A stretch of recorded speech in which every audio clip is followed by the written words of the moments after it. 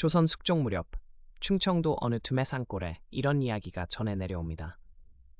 가진 것 하나 없는 모자가 서로를 붙들고 살다 그 지극한 정성이 마침내 하늘을 움직였다는 이야기입니다. 그 산골 마을 이름은 솔티라 하였습니다.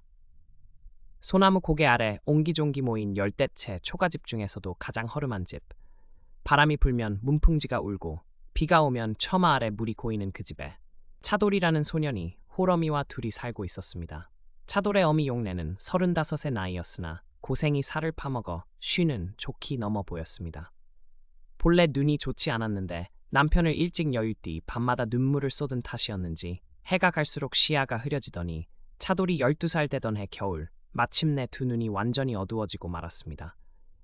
차돌아, 예 어머니, 내가 인제 아무것도 못 보는구나.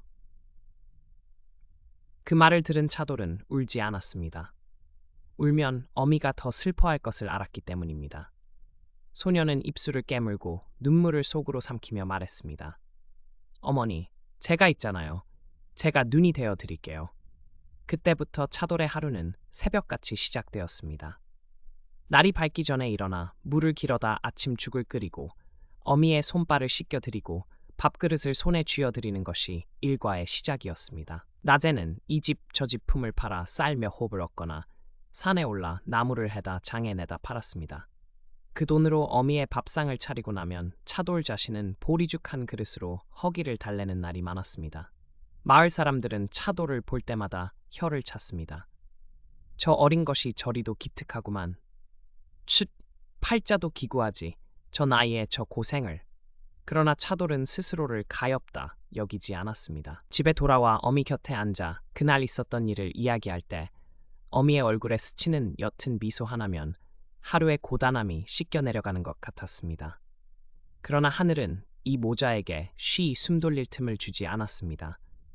차돌이 14살 되던 해 긴 가뭄 끝에 흉년이 들었습니다. 품팔이도 끊기고 나무도 팔리지 않았습니다. 쌀독이 바닥을 드러냈습니다. 허나 그보다 더 무서운 일이 찾아왔습니다. 가을이 끝나갈 무렵 용례가 자리에 눕고 말았던 것입니다. 처음에는 기침이었습니다.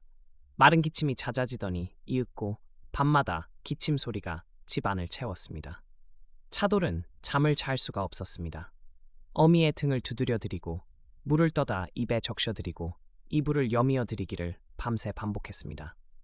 마을에 약방이라 부를 만한 곳도 없었고 의원은 고갯마루 넘어 읍내에나 있었습니다. 읍내까지는 걸어서 반나절 길이었습니다. 차돌은 이른 새벽 어미를 곁에 눕혀두고 읍내로 향했습니다. 가진 돈이라고는 이웃집 서방에게 빌린 엽전 몇 듯이 전부였습니다. 의원은 차돌의 말을 듣고 한참 생각하다 입을 열었습니다. 폐가 상한 게야. 약재를 써야 하는데 도라지, 오미자, 맹문동에 인삼이 있으면 더 좋고. 인삼이요? 있어야 빨이 낫지. 없으면 더디게라도 낫기는 하겠지만 겨울을 버텨야 할 텐데. 차돌은 엽전을 건네고 도라지와 오미자 약재를 손에 쥐었습니다. 인삼을 살 돈은 없었습니다. 발걸음이 무거웠습니다. 돌아오는 길 고개 위에서 차돌은 하늘을 올려다보며 중얼거렸습니다. 하늘님, 저는 아무것도 드릴 것이 없습니다. 하지만 어머니를 살려주신다면 이 목숨이 다하는 날까지 어머니 곁에 있겠습니다. 제발. 눈물이 뺨을 타고 흘렀습니다. 소년의 기도는 바람 속으로 흩어졌습니다. 허나 하늘은 듣고 있었습니다. 이튿날이었습니다. 차돌이 새벽같이 일어나 산에 나무를 하러 올라갔을 때였습니다. 첫눈이 내린 산속은 조용하고 차가웠습니다.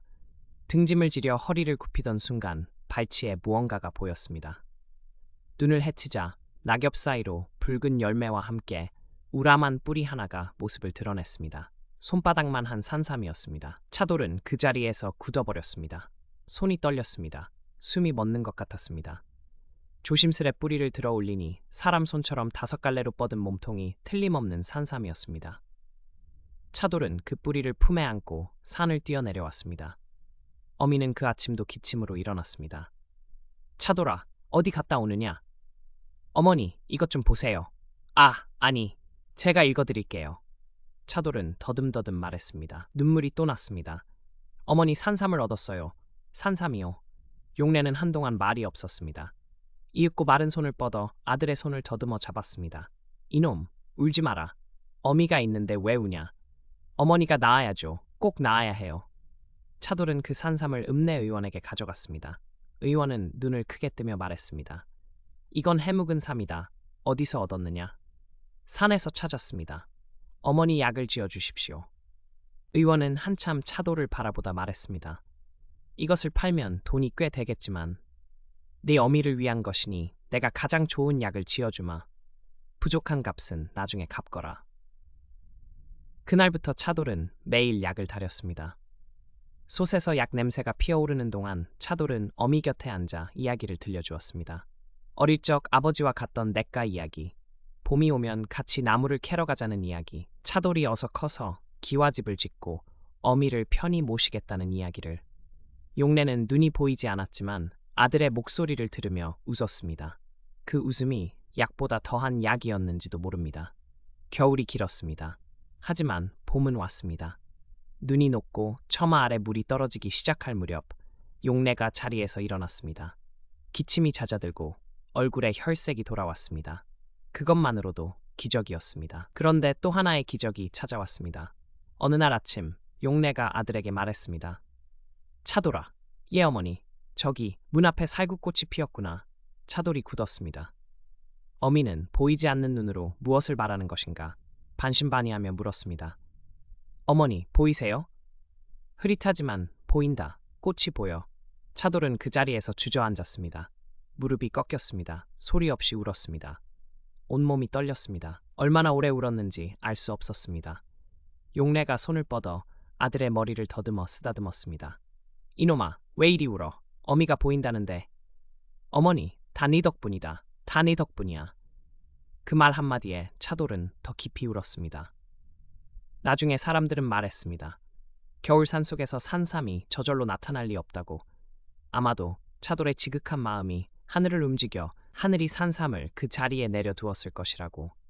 어미의 눈이 다시 밝아진 것 역시 약의 힘만이 아니라 아들의 눈물겨운 효심이 병을 녹인 것이라고. 차돌은 그 뒤로도 어미 곁을 떠나지 않았습니다. 장가를 들어서도 어미를 먼저 모셨고 자식을 낳아서도 어미 밥상을 가장 먼저 차렸습니다. 용래는 8순이 넘도록 장수하였고 두 눈으로 손자들이 뛰노는 모습을 보며 삶을 마쳤다 합니다. 이 이야기는 지금도 충청도 솔티곡의 아랫마을에 전해 내려옵니다. 겨울산에서 산삼을 얻거든 함부로 캐지 말라고. 그 삼은 세상 어딘가에서 지금도 어미를 살리려는 자식을 위해 하늘이 감추어 둔 것일지 모른다고.